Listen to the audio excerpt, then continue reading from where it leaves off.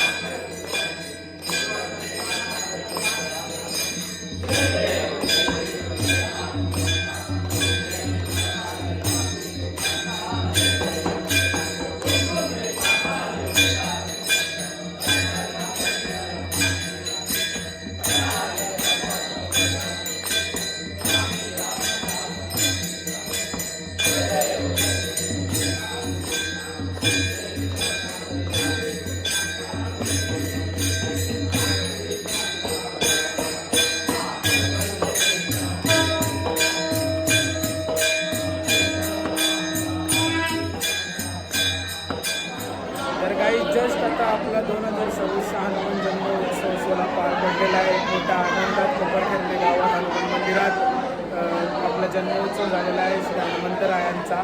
एकदम तुम्ही बघितलं असाल सुद्धा सर्वांचे दर्शन घेण्यासाठी. आणि इथं आपले गावचे साजेश दादा द ब्लॉगर माणूस आपला लेट आलेला आहे. झोप बघा, झोप बघा. जय हनुमान, जय श्रीराम तुम्हाला.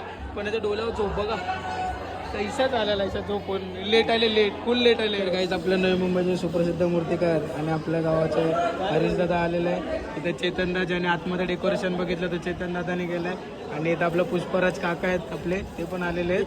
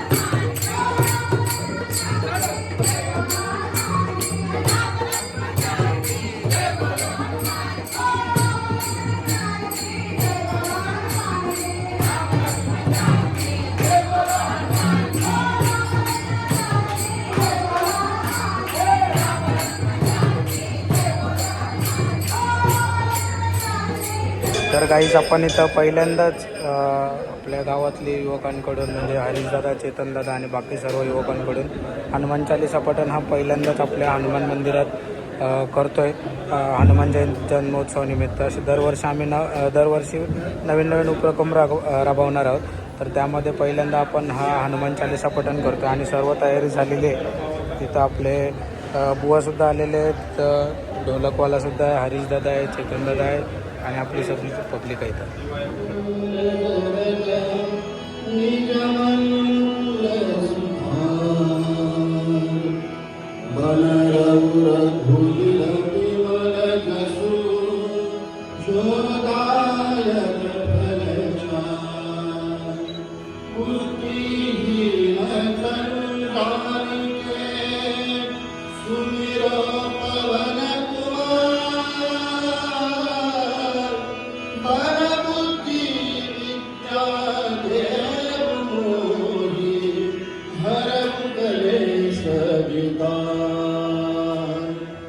जय हनुमान ज्ञान गुण सागर जय कपीस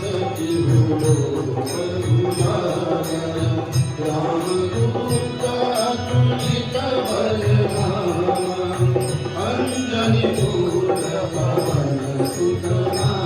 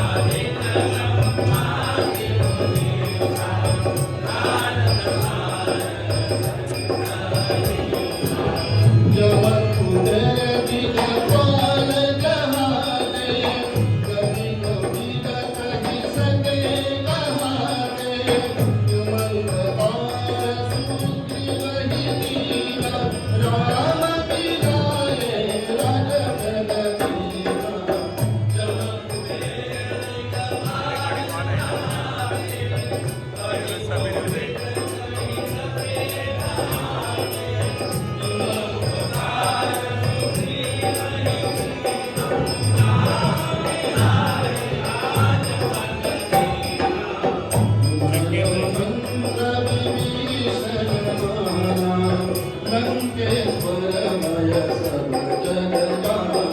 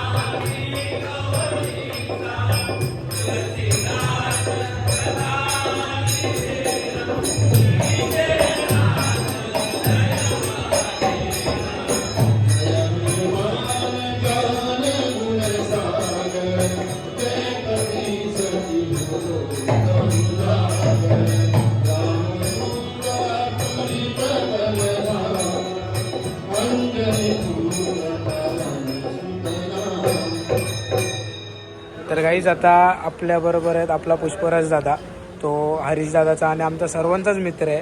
तर दादा, तू प्रथमतःच आमच्या गावात हनुमान जन्मोत्सव निमित्त सकाळच्या टायमिंगला आला आहे. तू दरवेळेस असतो, संध्याकाळी असतो पालखीच्या टायमिंगला. यावेळेस जन्मोत्सवाच्या वेळेस होतास.